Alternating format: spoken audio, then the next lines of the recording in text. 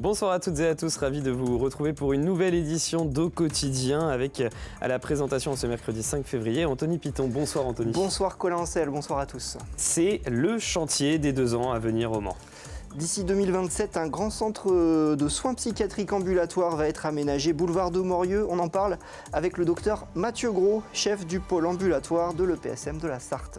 Et puis en deuxième partie d'Au Quotidien, le syndicat SNUIPP-FSU. Toujours opposé au projet de carte scolaire pour la rentrée 2025-2026, même si la directrice d'académie annonçait ce mardi une diminution du nombre de fermetures de classes par rapport au projet initial. Ça, on en parle dans la suite, mais avant ça, place à l'actu.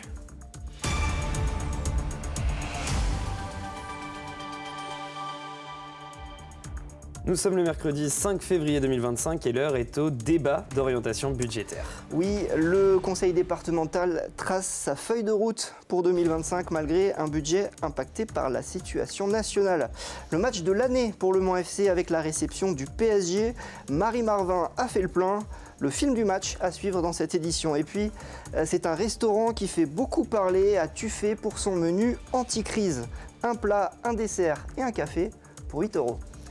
On le disait dans les titres, le département trace les contours de ses grandes orientations pour 2025. C'est le lancement du débat d'orientation budgétaire. Il avait été retardé par le conseil départemental qui attendait d'en savoir plus sur la situation nationale. Et il faudra faire avec moins. Le gouvernement prévoit de prélever 10 millions d'euros sur les recettes du département pour aider au redressement des comptes publics. Alexandre Ferrer. Réaliser un budget sans trop de douleur, un objectif visé par le département de la Sarthe pour 2025. Pour rembourser la dette publique, 10 millions d'euros de dotation sont demandés au département par l'État. Une somme qui peut être compensée grâce au droit de mutation à titre onéreux DMTO, comprenez une taxe imposée lors de la vente d'un bien immobilier perçue principalement par les collectivités territoriales. Le texte qui a été présenté à l'Assemblée pour le budget 2025 envisage pour les départements d'augmenter d'1,5 point les DMTO, sauf pour les primo-accédants, c'est-à-dire que ceux qui accèdent pour la première fois à l'achat d'un bien immobilier seront exonérés. Bon, c'est 0,5%. On estime que cette nouvelle recette pourrait nous apporter 3 millions d'euros, sachant que, je vous rappelle, que l'État nous réclame pratiquement 10 millions d'euros. Donc ça allégera peut-être notre aide que l'État nous demande. Le département assure maintenir les subventions aux communes et aux associations culturelles et sportives. Pour pallier le manque suite à la dotation imposée par l'État, les investissements seront lissés sur un temps plus long. Ce qui est nécessaire, c'est par contre d'être certain d'engager des dépenses utiles et donc de différer éventuellement la réalisation de ces dépenses qui sont utiles, mais qu'on va décaler de quelques mois pour essayer de faire face à la situation. L'investissement maintenu tout de même à un haut niveau. Après les 107 millions d'euros en 2024, le département envisage près de 110 millions d'euros investis pour 2025. Un emprunt de 35 millions d'euros peut être assuré pour cette année. Initialement prévu en décembre, le vote du budget primitif se tiendra début avril prochain. C'était peut-être l'événement de la semaine, c'est malheureusement terminé pour le Mans FC en Coupe de France. Contre le Paris Saint-Germain, 15 fois vainqueur de la compétition, les Sartois ont tenté mais se sont inclinés 2-0. La marche était trop haute pour les 100 et or, portés par un stade à guichet fermé, plus de 24 000 spectateurs. Retour sur cette soirée avec Colin Ancel et Antoine Besson.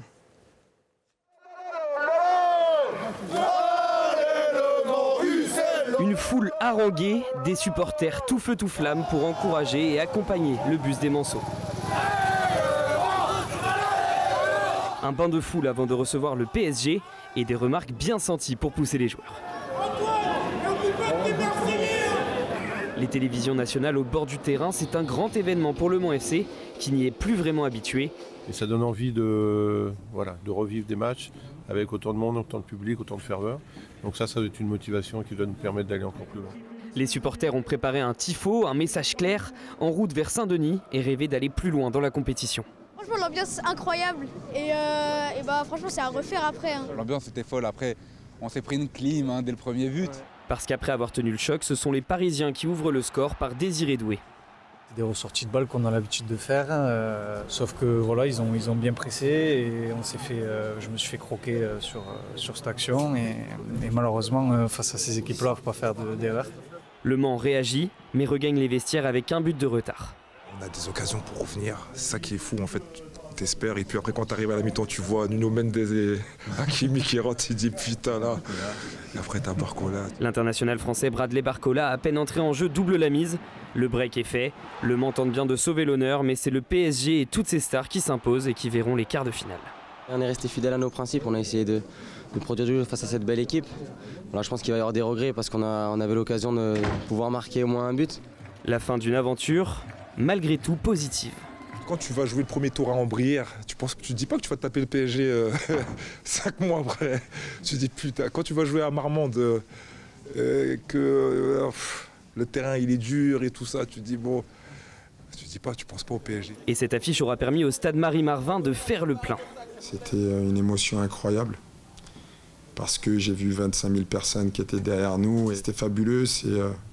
C'est aussi des images qui me resteront gravées dans ma mémoire. Les gens ils dansaient, ils chantaient, vous voyez les petits, ils étaient tous heureux et tout. Et vraiment ça faisait chaud au cœur. Oui, ça donne même envie de revenir et même d'y jouer en tant que jeune joueur manceau. Les prochaines qui fouleront la pelouse du stade Marie-Marvin et également contre le Paris Saint-Germain, ce sont les féminines du Mans FC ce vendredi à 20h en quart de finale de Coupe de France. L'heure de la revanche a déjà sonné. Les 24 heures du don du sang, c'était ce mercredi au Welcome du circuit Bugatti. Et pas au stade Marie-Marvin comme habituellement en raison du match entre le Mans FC et le PSG.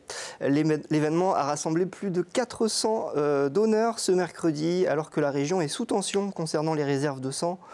On écoute Virginie Paschetti, la présidente de l'association Cénomane pour le don du sang. On est hyper heureux d'être accueillis. En plus pour le 10e anniversaire, c'est une occasion aussi de fêter un petit peu de manière un petit peu différente. On sait que le circuit, ça attire énormément de monde, donc on sait qu'on va accueillir des personnes qu'on n'a pas l'habitude de voir. Donc non, une super opportunité. On retournera au stade Marie-Marvin l'année prochaine. Après, si la CO m'écoute, bien sûr, on est ouvert pour revenir faire une collecte ici sans problème. On reste dans le thème de la santé. Le PSM de la Sarthe lance un grand programme immobilier. Le projet, c'est le centre ambulatoire de psychiatrie adulte qui va voir le jour d'ici 2027 boulevard de Moriot au Mans. Et on en parle avec le docteur Mathieu Gros, chef du pôle ambulatoire de l'EPSM de la Sarthe. Bonsoir Mathieu Gros. Bonsoir, merci de me recevoir. Est-ce que pour commencer, vous pouvez nous expliquer les grandes lignes de ce projet de centre ambulatoire qui est mené par le PSM de la Sarthe? Oui. Alors on a appelé ça le CAPA, on l'a bien dit, le centre ambulatoire de psychiatrie adulte, un bâtiment en fait qui va se situer boulevard de Morieux, un gros bâtiment de 5500 m² qui appartenait jusque-là au MMA, avec un regroupement de nos activités ambulatoires pour l'activité qui va se faire sur le Mans et la périphérie du Mans, donc des activités de CMP, centre médico-psychologique, hôpitaux de jour, équipe mobile et CATTP, centre d'accueil thérapeutique à temps partiel. L'idée, c'est de centraliser un certain nombre de vos unités dans ce bâtiment. Quels objectifs vous menez à travers ce projet ? On a 3 grands objectifs. Le premier, c'est la facilité d'accès aux soins pour la population. On est déjà implanté du côté du secteur gare, mais on souhaite pouvoir développer encore plus la facilité d'accès aux soins pour les usagers sarthois. La deuxième, c'est l'efficience de nos organisations de soins, puisque nous travaillons de manière pluriprofessionnelle et le fait d'être regroupés sur le même site va permettre d'améliorer cette organisation des soins. Et puis un dernier levier, c'est celui de l'attractivité. Le nerf de la guerre, c'est les effectifs médicaux et on espère pouvoir, à travers cette implantation-là, recruter quelques médecins psychiatres. Oui, parce que le bâtiment sera juste à proximité de la gare. En fait, vous comptez sur cette proximité pour attirer des médecins psychiatres d'Angers notamment ou d'autres villes de la région? Oui, tout à fait. On a pu le voir là sur les derniers recrutements de psychiatres qu'on a pu faire. Ce sont des médecins qui sont en exercice partagé entre Angers et Le Mans. Donc on le voit pour les médecins, mais on le voit aussi pour certains psychologues qu'on a pu aussi recruter ces derniers temps, qui habitent à Angers et qui peuvent venir faire leur exercice professionnel au Mans.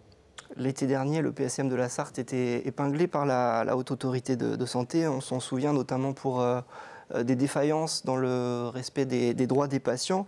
Quel bénéfice ce nouvel équipement il va avoir pour eux, pour vos patients ? on est vraiment là centré sur cette année 2025 à améliorer la qualité des soins. Ça a toujours été notre objectif premier de pouvoir délivrer des soins de qualité aux patients. Alors, à travers cet équipement, ça c'est un projet qui verra le jour qu'en 2027-2028. Mais d'ici là, ça ne nous empêche pas en fait, de nous organiser, de revoir nos pratiques professionnelles pour permettre un meilleur accompagnement des usagers au quotidien. Là, pour l'instant, on parle de projet. C'est quoi le calendrier, justement, et comment vous comptez adapter ce bâtiment des MMA qui vont déménager à la fin de l'année pour le transformer en un centre de soins? Ouais, alors là, on est sur les premiers jalons en fait, du projet. On est sur les termes un peu techniques, le programme technique détaillé. C'est l'expression en fait, de nos besoins. Si je reprends un petit peu, c'est comme si vous faisiez l'acquisition d'une maison, vous avez 4 murs, un toit, et de définir de quoi vous avez besoin à l'intérieur de cette maison. Là, nous, c'est de quoi on a besoin en termes d'équipement, en termes de salles, pour l'activité qu'on souhaite y projeter. Ensuite, on transmettra ça à un concours d'architectes, et puis il y aura toute la mise en œuvre des travaux qui mettra du temps, et c'est pour ça que ça ne sera pas avant 2027, voire même début 2028. Qu'est-ce qui va se passer sur le site d'Allonnes alors? Parce qu'il y a une partie des activités d'Allonnes qui vont être transférées dans ce nouvel hôpital. Oui, alors sur le site d'Allonnes, donc il y a la partie d'hospitalisation complète qui reste dans notre projet immobilier implanté à cet endroit-là. Par contre, on a une série d'activités ambulatoires qui s'y font aussi de manière accolée. Et là, donc, on projette de pouvoir déménager ces activités ambulatoires sur ce nouveau lieu de consultation. Merci beaucoup, docteur Mathieu Gros. On aura l'occasion, je pense, de reparler de ce gros projet. Ouverture prévue, vous disiez, premier semestre 2027, c'est ce qui était annoncé. Tout dépend du calendrier, tout dépend en effet de l'avancement un petit peu du calendrier, mais on va dire, allez, 2027, si on est optimiste, et en fonction des travaux, voilà, ça pourrait être 2028, mais voilà, on aura l'occasion de pouvoir vous réinviter et d'être présent à ce moment de l'ouverture. Merci beaucoup, un chantier à 20 millions d'euros, je vous précise. Merci. Allez Anthony, on continue et on vous donne un bon plan. Un menu, plat, dessert et café pour seulement 8 €, c'est unique en Sarthe. Le mercredi seulement, au bistrot de l'Abbaye, as-tu fait un menu anti-crise proposé depuis novembre par le restaurateur. Et les clients sont au rendez-vous. Reportage d'Elisa Cribier. Ce mercredi au menu, escalope de dinde à la normande, servie avec un gratin dauphinois ou du riz. Et en dessert, duo de mousse au chocolat blanc et noix de coco. Tout ça pour 8 €, un prix qui soulage le porte-monnaie de ses clients. C'est copieux, c'est bien, et puis il y a la qualité et la quantité. Même pour 8 €, on va signer tous les mercredis. Non mais très bien, franchement, pas déçu de la première fois. À la maison, ça nous reviendrait plus cher que ça. Des clients qui font parfois une centaine de kilomètres pour venir manger ce menu. Le mercredi, le restaurant sert une 60aine de couverts. C'est 2 fois plus que le reste de la semaine. Là, on est en début de mois. Encore hier, les gens me disaient voilà, j'ai mon argent qui est tombé, j'ai plus d'argent pour finir le mois. Quoi. Donc c'est impressionnant. Et c'est tous les jours, je veux dire, je la mange à mon temps rien. Donc ça, plus ça, plus ça, plus ça. On s'est dit comment nous, à notre niveau, à notre petit niveau, comment on peut intervenir là-dessus pour essayer de quand même donner un plaisir aux gens. Mais quel est le secret pour pouvoir proposer des prix si bas? C'est soit de la DLC courte, date limite de consommation, soit des grosses promotions qui peuvent arriver. Donc ouais, c'est un jonglage permanent, quoi. Permanent pour qu'on puisse rester sur nos marges et sur le menu à 8, quoi, effectivement, pour ne pas l'augmenter. Pour pouvoir rester rentable, le menu ne doit pas coûter plus de 3 € au restaurant. Ce repas anti-crise ne devait pas durer, mais il sera proposé au moins jusqu'à la fin de l'année. On finit ce journal avec une information, un ancien président de la République qui sera en visite en Sarthe. Le mardi 25 février 2025, François Hollande, président de la République de 2012 à 2017, sera au Mans. Il participera à une rencontre à la librairie Tuard pour discuter de son dernier ouvrage, Le défi de gouverner, publié aux éditions Perrin. L'événement débutera à 17h30. C'est la fin de ce journal, Anthony. On vous retrouve dans quelques instants dans la suite. On parlera de la carte scolaire avec le syndicat SNUIPP et FSU et en la personne de Julien Christofoli. C'est juste après la pub et la météo. A tout de suite.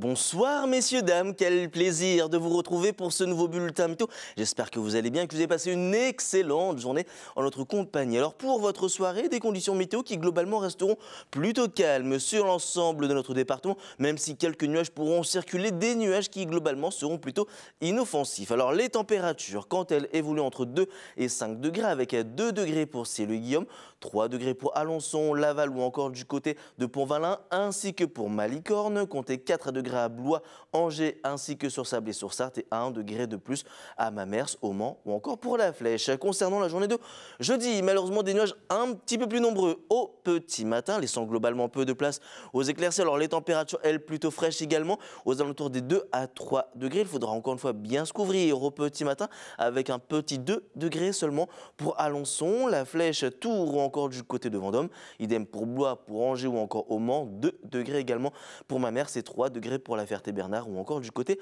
de Saint-Calais. Pour la suite de votre journée, ça devrait légèrement s'améliorer avec un tout petit peu plus d'éclaircies. Alors encore, quelques nuages pourront circuler, mais ces nuages n'apporteront pas de précipitations. Température globalement de saison, avec des maximales comprises entre 6 et 7 degrés. Comptez 6 degrés pour Laval ou encore pour Alençon, 7 degrés au Mans, pour La Flèche ou encore du côté d'Angers. Pour la journée de vendredi, malheureusement, les traces d'une petite perturbation, de nombreux nuages, quelques précipitations. Alors très localement, elles pourraient être sous forme de neige, mais bien évidemment, on affinera tout ça lors d'un prochain bulletin météo.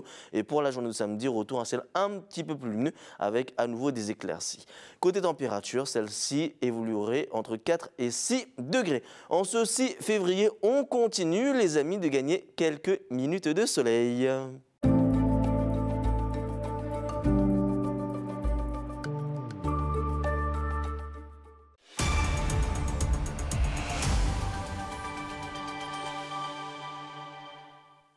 Bienvenue à vous si vous nous rejoignez pour cette deuxième partie d'Au Quotidien. On commence comme chaque jour avec la qualité de l'air et notre partenaire RPI de la Loire. Qualité de l'air moyenne en ce moment en Sarthe, pas mal de concentration de particules fines et d'ozone en ce moment et ça pourrait même empirer, nous fait savoir RPI de la Loire en fin de semaine, puisque le renforcement du vent devrait augmenter encore l'import de particules fines. Notre invité, c'est Julien Christofoli, secrétaire du syndicat FSU en Sarthe. Bonsoir. Bonsoir. Moins 765 élèves à la rentrée prochaine en Sarthe et pas mal de fermetures de classes annoncées. La directrice académique a quand même revu à la baisse ce mardi ces fermetures qui étaient initialement envisagées à 36, qui vont finalement être 33. En tout cas, c'est ce qui est prévu aujourd'hui pour 14 ouvertures. Quelle est votre réaction déjà suite à cette annonce de revoir ce projet un peu à la baisse en termes de nombre de fermetures de classes?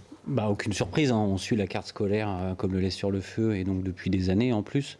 Ce qui est important de bien comprendre, c'est qu'on a une dotation négative, c'est-à-dire que la Sarthe doit rendre des postes pour la rentrée prochaine, 5. Alors on pourrait dire c'est normal, on a moins d'élèves, sauf qu'on le rappelle toujours, la France est le pays le moins bien doté dans le premier degré, on est le plus mauvais élève de toute l'Europe sur le nombre d'élèves par classe. Donc nous, ce qu'on martèle, c'est qu'il faut des moyens supplémentaires pour que dans toutes les classes de Sarthe, de France en fait, hein, mais de Sarthe ici, eh bien en fait on ait moins d'élèves parce que c'est un des premiers leviers pour la réussite de tous les élèves. Parce que la direction de l'académie, eux, ils communiquent sur un nombre d'enseignants remplaçants supplémentaires, oui. 17 postes d'enseignants. 14 finalement. 14 finalement. Voilà, il y a quelques bougées justement liées au fait qu'il y ait moins de fermetures. Ouais. Donc nous, justement, ce qu'on a très clairement dit à la directrice académique, avec qui on peut dialoguer, hein, et c'est plutôt nouveau et on s'en félicite, c'est qu'en fait, on n'a pas à payer l'augmentation du nombre de remplaçants et remplaçantes, parce qu'on en a beaucoup moins que dans les autres départements de l'académie, et beaucoup moins qu'en France, parce que les Pays de la Loire sont une des académies les moins bien dotés en remplaçantes et remplaçants. Mais pour faire ça, on ne doit pas fermer plus de classes. On doit avoir moins d'élèves par classe, donc plus de classes, ou en tout cas plus de moyens sur classe, et plus de remplaçantes et remplaçants. Et en fait, là, on prend d'un côté pour donner de l'autre. Et ça ne nous convient pas. Quel impact pour les élèves, notamment dans les zones d'éducation prioritaire, puisqu'il y a des écoles concernées? Bien sûr, mais pas que. Hein. Nous, ce qu'on dit toujours, c'est qu'il y a 3 caractéristiques à notre département. La ruralité, il y a 200 écoles de 4 classes et moins en Sarthe sur 397, ça fait la moitié des écoles. Ça, c'est très consommateur de remplaçantes et remplaçants, parce que sur une école de 4 classes, quand vous avez un enseignant ou une enseignante qui est absente, les répartir sur 3 autres classes, c'est très compliqué. En Loire-Atlantique, ils ont beaucoup d'écoles à 15 classes et plus. Donc quand il y a une classe où l'enseignante est absente, c'est facile de répartir sur 14 autres classes. En Sarthe, on a beaucoup moins cette réalité-là. Donc il y a déjà ce premier point-là. Ensuite, on a la pauvreté. On est un département très pauvre, là ça c'est très important, donc on a besoin d'avoir des effectifs plus bas parce que c'est un gage de réussite pour tous et toutes, d'abord pour les élèves les plus éloignés des attendus de l'école, et puis le dernier point c'est qu'on a une très forte éducation prioritaire, donc des écoles qui ont des besoins spécifiques et un public plus éloignés des attendus de l'école encore, plus pauvres aussi, et qui ont des vies très difficiles. Tout ça, c'est consommateur de moyens. Et donc la Sarthe, elle cumule des particularités de la Loire-Atlantique, éducation prioritaire, métropole, mais aussi de la Mayenne, une forte ruralité. En fait, nous, ce qu'on dit, c'est qu'on doit être traité avec un regard particulier. Or, aujourd'hui, ce n'est pas le cas. On nous compare aux autres départements. Et du coup, ça ne marche pas. Quand on parle de fermeture de classe, mécaniquement, ça veut dire plus d'effectifs dans les classes ? Là, il y a des écoles qui vont avoir une fermeture pour la rentrée prochaine. Et donc, mécaniquement, l'an prochain, les collègues vont avoir plus d'élèves dans leurs classes, notamment dans les classes qui ne sont pas à effectifs réduits, donc en dehors des grandes sections CP-CE1. Et puis aussi, on a un mécanisme très clair, c'est changement d'équipe. Et puis, surtout, la chose que nous, on conteste, c'est que les classes vont se retrouver au-dessus de la moyenne départementale. Nous, on ne conteste pas que certaines fermetures sont légitimes, puisque même une fois la fermeture faite, on est aux alentours de 20-21 élèves dans les classes, pas de problème. Mais là où on ferme et où on se retrouve à plus que 22, 23, 24, et des fois c'est le cas en éducation prioritaire, pour nous ça c'est pas acceptable, c'est pas dans l'intérêt des élèves et ça n'est pas non plus dans l'intérêt des conditions de travail des personnels. Que propose le syndicat FSU pour améliorer les conditions dans le cadre de cette carte scolaire ? D'aller chercher des postes là où le gouvernement en a mis en réserve. Il y a 200 postes en réserve pour la rentrée prochaine. Nous on dit la Sarthe est légitime à avoir des postes supplémentaires et donc il faut revoir la dotation de la Sarthe qui est à -5, il faut qu'elle soit à +10, +20, +30. Nous on a chiffré, il faudrait plus de 570 postes pour que tous les RASET soient complets, que toutes les classes soient à moins de 20 élèves. Enfin, voilà, des moyens, il en faut, mais dans une autre mesure. Merci beaucoup, Julien Christofoli. Oui. On joue maintenant sur LMTV, puisqu'on peut gagner des places pour le Salon des vins et de la gastronomie à Ligné-Saint-Gervais, 65 vignerons, 35 producteurs fermiers, des dégustations et puis aussi des tas de cadeaux à gagner sur place. Et pour gagner vos 2 entrées pour cet événement, il suffit juste d'envoyer un mail à jeu@lmtv.fr et c'est Laurence qui tirera au sort les gagnants à 19h tout de suite. C'est l'infiltré du dimanche avec Lilian Brault et puis nous, on se retrouve demain sur LMTV Sarthe. Bonne soirée.